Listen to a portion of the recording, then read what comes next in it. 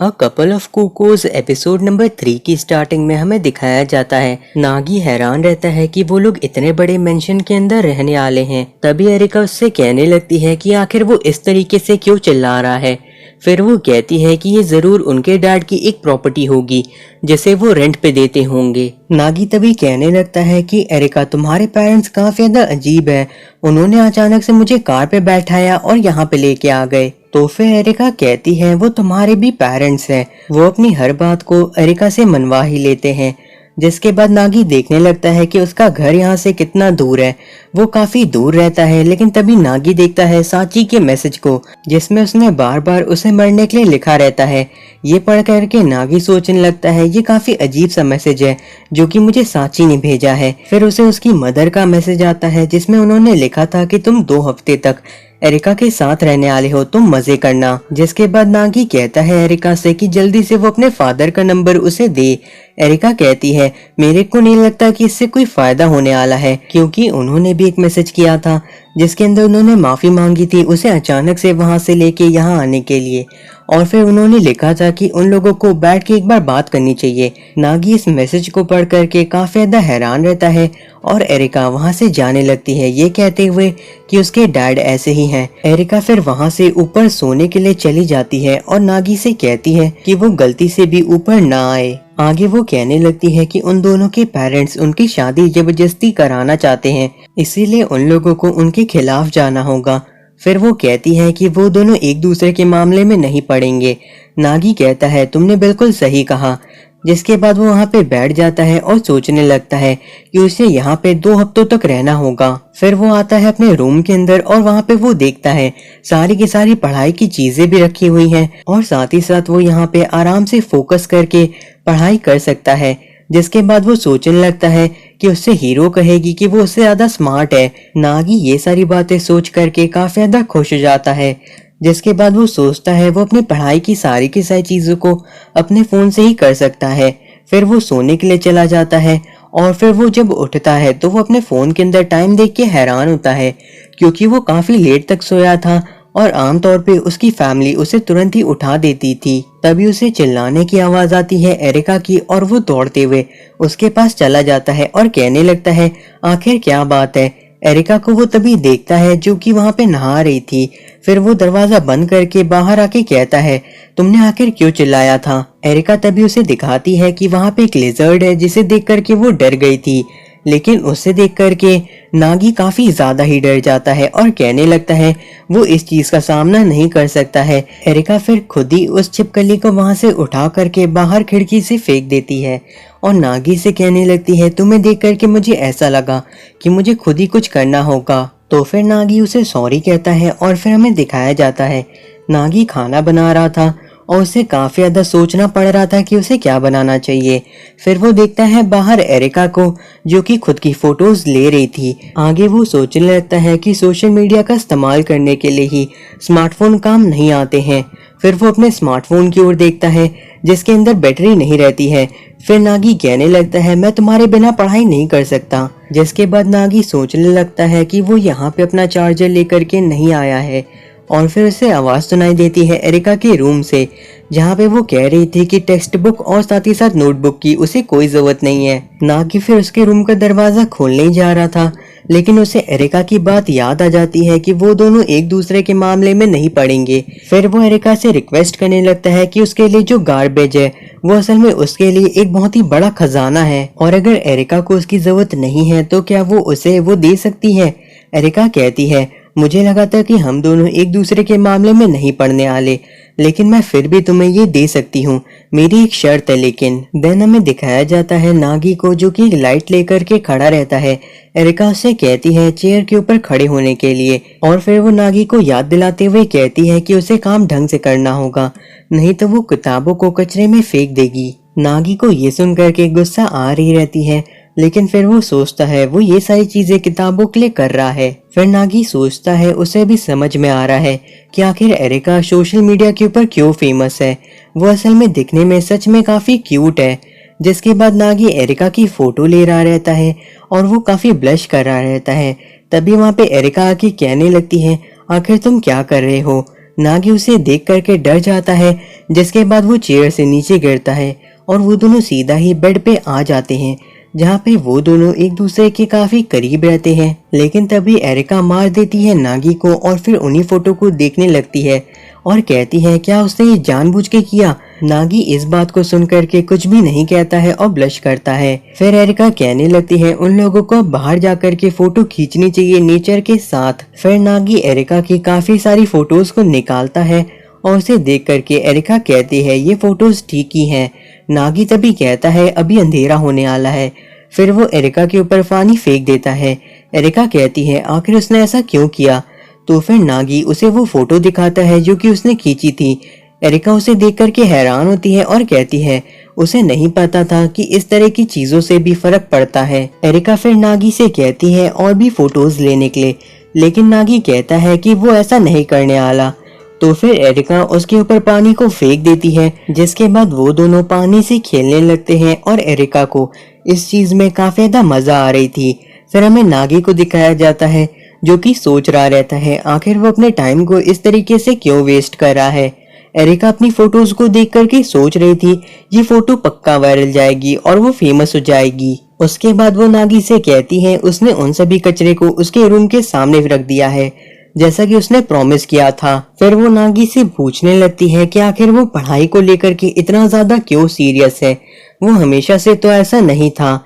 जिसके बाद नागी कहने लगता है एरिका ने उसके घर को पहले ही देखा है, वो असल में चाहता है अपने पेरेंट्स को एक ज्यादा बेहतर जिंदगी देना। नागी फिर एरिका से पूछता है कि आखिर वो सोशल मीडिया को आखिर इतना ज्यादा पसंद क्यों करती है। एरिका कहने लगती है कि सोशल मीडिया की मदद से आप दुनिया भर के लोगों से बात कर सकते हैं। नागी कहने लगता है कि इससे ऐसा तो नहीं हो सकता ना कि वो दुनिया के बाहर के लोगों से भी बात कर पाए। ये सुनकर के एरिका कहती है कि वो असल में किसी से जुड़ना चाहती है। नागी उससे पूछता है कि आखिर वो कौन है।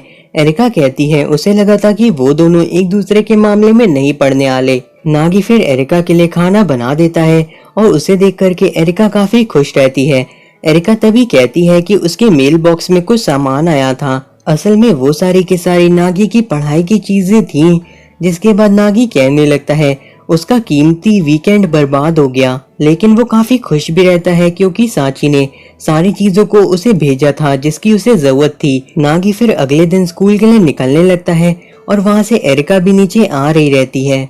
नागी उसे देख करके हैरान हो जाता है क्योंकि वो अभी भी अपने स्लीपिंग ड्रेस के अंदर ही थी। तभी एरिका उससे कहती है कि वो उसे घूरना बंद करे और स्कूल जाए। नागी स्कूल के पास आ जाता है और वहाँ पे लोग बातें कर रहे थे कि वो असल में हीरो से कंपटीशन कर रहा है। वो लोग ये भी कह रहे थे कि वो एक बहुत ही गरीब फैमिली से आता है और उसकी पूरी की पूरी फीस स्कॉलरशिप से आती है, जिसके अलावा वो दिन भर पढ़ता रहता है और अकेला रहता है।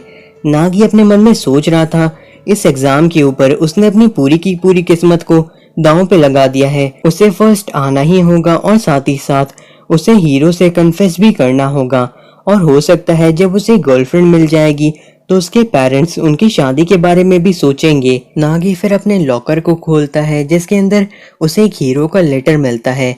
उस लेटर में लिखा था कि नागी स्कूल खत्म होने के बाद छत पे आ जाए। नागी उस लेटर को पढ़ करके सोचता है क्या ये किसी तरह का मजाक है, लेकिन तभी वो देखता है हीरो को जो कि उसे ही चुप के देख रही थी। नागी जब उसकी ओर देखने लगता है तो वो घबरा करके वहां से भाग जाती है। क्लासरूम के अंदर भी हीरो बार बार नागी की ओर ही देख रही थी, जिसे देख करके नागी सोचने लगता है क्या ये वही है जो वो सोच रहा है, लेकिन ऐसा नहीं हो सकता। फिर लंच टाइम हो जाता है और नागी शांति से बैठ के खाना खा रहा था। तभी वहां पे आकर के 3 लड़के उसे परेशान करने लगते हैं, ये कह करके कि वो हमेशा हीरो का पीछा करता रहता है और साथ ही साथ उसकी पढ़ाई कैसे चल रही है और उन्हें उम्मीद है कि नागी इस बार तो जीतेगा ही। नागी कहता है हाँ वो बिल्कुल जीतेगा। जिसके बाद वो कहता है कि वो उन लोगों से बात नहीं करना चाहता। वो तीनों लड़के वहां से चले जाते हैं और कहते हैं वो लोग इस बार अमीर होने वाले हैं। नागी सोचता है तो ये लोग मेरे ऊपर बैटिंग कर रहे थे। तभी वहाँ पे 2 और लड़के आते हैं और नागी से कहने लगते हैं। वो लोग काफी ज्यादा इम्प्रेस हुए ये सुन करके कि वो हीरो से कंपटीशन कर रहा है, लेकिन अच्छा यही होगा कि वो वक्त रहते ही हार मान ले, नहीं तो उसकी सारी की सारी हिम्मत बेकार जाएगी। जिसके बाद वो दोनों वहां से चले जाते हैं और नागी सोच रहा रहता है आखिर वो दोनों थे कौन। उसके बाद नागी सोचता है कि हीरो हमेशा क्लास के अंदर टॉप करती है और साथ ही साथ वो एथलीट के अंदर भी काफ़ी अच्छी है, तो आखिर उसके जैसी लड़की भला उसके जैसे लड़के से कैसे कन्फेस कर सकती है। और शायद वो बार बार उसे इसीलिए देख रही है क्योंकि उसे चिंता है कि सभी लोग नागी का मजाक उड़ाएंगे। नागी फिर उस लेटर की राइटिंग को देख करके सोचने लगता है ये तो बहुत ही खराब राइटिंग है, आखिर वो लोग किस तरीके से उसे बेवकूफ बनाने की कोशिश कर रहे हैं। फिर वो उस लेटर को कचरे के डिब्बे में फेंक देता है और ये सारी की सारी चीजें हीरो चुप करके देख रही थी। जिसके बाद नागी को उसके मार्क्स बताए जाते हैं जिसमें उसने टॉप किया था, और फिर ये सुन करके हीरो की ओर देखने लगता है नागी और सोचता है वो हार गई। जिसके बाद वो सोचने लगता है शायद उसे पता था कि वो हारने वाली है, इसीलिए वो उससे कन्फेस करना चाहती थी। जिसके बाद वो डस्टबिन के अंदर से उस लेटर को ढूंढने लगता है। फिर वो याद करता है उससे हीरो ने कहा था कि उसे ऐसे लड़के पसंद है जो कि उससे स्मार्ट हो। फिर हीरो आ जाती है छत के ऊपर और वहाँ पे नागी भी रहता है। नागी फिर कहने लगता है उस लेटर को देख करके उसे नहीं लगा था कि उसे खुद हीरो ने लिखा होगा। जिसके बाद वो कहने लगता है उसे तो लगा था ये कोई मजाक है, लेकिन हीरो कहती है असल में उसकी राइटिंग उतनी अच्छी नहीं है क्योंकि वो उतना तेज नहीं लिख पाती जितना तेज वो सोचती है। फिर वो थोड़ा सा घबराने लगती है। नागी उससे कहता है कि उसे चिंता करने की जरूरत नहीं है, वो उसकी बातों को आराम से सुनेगा, और असल में इस वक्त तो उसे ये सारी चीजें कहनी चाहिए थी क्योंकि वो एक लड़का है। तभी उसे कहने लगती है हीरो कि वो इस बार हारने वाला है और वो अभी के टाइम पे फर्स्ट इसीलिए आ पाया क्योंकि बीच में उसे एक लीव लेनी पड़ी थी। जिसके बाद वो कहने लगती है कि वो अगर उस टेस्ट को दी होती तो वही फर्स्ट आती। आगे वो कहने लगती है कि वो sport festival, swimming, day duty और साथ ही साथ सफाई हर चीज में जीतेगी उससे, यहाँ तक कि वो मिड टर्म में भी हारने नहीं आली। हीरो फिर वहां से चली जाती है और नागी सोच रहा रहता है आखिर उसने ये सारी चीजें क्यों कही, लेकिन फिर वो सोचता है कि वो बहुत ज्यादा कॉम्पिटिटिव है और उसे ये चीज काफी पसंद आई। फिर वो सोचता है कि उसे भी अगली बार फर्स्ट आना ही होगा। नागी स्कूल से वापस आने के बाद अपने टेम्परेचर को चेक करता है और उसे पता चलता है कि उसकी तबीयत खराब है। एरिका तभी कहने लगती है कि शायद ऐसा इसलिए हुआ क्योंकि वो कल बाहर गीला हो गया था। जिसके बाद नागी कहता है उसके पास इन सभी चीजों के लिए टाइम नहीं है, लेकिन असल में उसका सर काफी चकरा रहा था। तभी एरिका खुश होकर के हंसने लगती है और फिर हमें दिखाया जाता है नागी को जो कि पढ़ाई कर रहा था। तभी वहाँ पे एरिका आ जाती है डोर पे, तो फिर नागी कहता है वो यहाँ से चली जाए क्योंकि नागी बिजी है, लेकिन वो दरवाजा खोलता है और देखता है वहाँ पे एरिका डॉक्टर बन के खड़ी है। जिसके बाद वो दरवाजे को बंद कर देता है। एरिका तभी कहने लगती है कि अगर वो हॉस्पिटल के अंदर है तो उसे डॉक्टर की बातों को सुनना होगा। नागी सुनकर के कहता है वो सिर्फ और सिर्फ एक डॉक्टर की एक्टिंग करना चाहती है ना। तो फिर एरिका कहती है उसे ये बात पता चल गई। आगे वो कहने लगती है कि वो सिर्फ और सिर्फ उसका ख्याल रखना चाहती है क्योंकि उसे लगता है कि नागी के बीमार होने में उसकी भी गलती है। जिसके बाद वो देखती है उसे एक मैसेज आता है उसके फादर का कि वो जा रहे हैं स्कूल पे उससे मिलने के लिए। तो फिर एरिका कहती है उसे भी यहाँ से जाना होगा। नागी फिर सोचने लगता है अब उसे थोड़ी शांति मिलेगी, और फिर वो सोचता है एग्जाम के बारे में जिस पे उसकी जिंदगी टिकी है। नागी को फिर सब कुछ धुंधला दिखाई देने लगता है और एरिका को किसी चीज के गिरने की आवाज सुनाई देती है। फिर हमें दिखाया जाता है नागी को जो कि बिस्तर पे लेटा रहता है और वो देखता है कि वो असल में एरिका के रूम के अंदर है। एरिका कहने लगती है कि तुम काफी ज्यादा बेवकूफ हो। नागी फिर उससे पूछने लगता है कि आखिर उसे हुआ क्या था। एरिका कहती है उसे काफी ज्यादा जोर से आवाज सुनाई दी उसके रूम के अंदर। जिसके बाद वो वहां पे गई और उसने देखा कि वहां पे नागी जमीन पे गिरा है और उसने उसे उसके बिस्तर पे ले जाने की भी कोशिश की, लेकिन उसके ऊपर काफी सारा सामान फैला हुआ था। फिर वो कहने लगती है नागी से कि आखिर वो इस तरह की चीजें क्यों कर रहा है, ऐसा करने से वो कभी भी फर्स्ट नहीं आ पाएगा। नागी सुनकर के कहता है आखिर उसे ऐसा क्यों लगता है। तो फिर एरिका उसे बताती है कि वो सोते हुए भी पूरे टाइम यही कह रहा था कि उसे फर्स्ट आना होगा। आगे वो कहने लगती है कि उसने कभी भी किसी को इतनी ज्यादा मेहनत करते हुए नहीं देखा है और वो इस चीज को देख करके काफी ज्यादा इम्प्रेस हुई है। नागी फिर याद करता है कि किस तरीके से उसकी मॉम और साची उसे कहते थे बाहर जाके खेलने के लिए, और उसे मिडिल स्कूल में सभी लोग कहते थे कि वो हमेशा पढ़ता रहता है, लेकिन कभी उससे किसी ने ये नहीं कहा कि वो इस चीज से इम्प्रेस हुए हैं। नागी फिर अगले दिन स्कूल के लिए तैयार होने लगता है और एरिका तभी नींद से उठती है। नागी फिर स्कूल के लिए वहां से निकल जाता है और फिर हमें हीरो को दिखाया जाता है जो कि खुद भी तैयार हो रही थी। तभी हीरो की मदर कहने लगती है कि उसे इतनी ज्यादा पढ़ाई करने की जरूरत नहीं है, लेकिन हीरो कहती है उसके पास और कोई चॉइस नहीं है, उसे एक बार फिर से फर्स्ट आना होगा।